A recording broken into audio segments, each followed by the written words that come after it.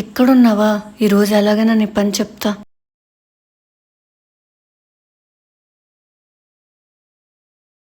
Hi అండి ప్రత్యూష గారు.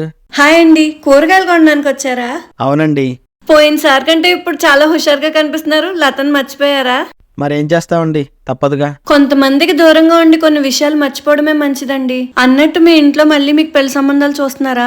ఇంకా లేదండి.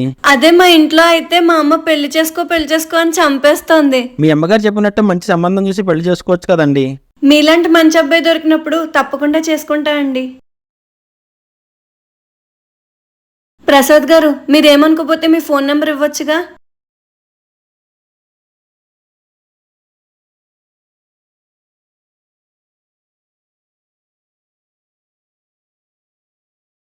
ఇక నుంచి చూస్తావు ఈ ప్రత్యూష ఆడించే ఆట.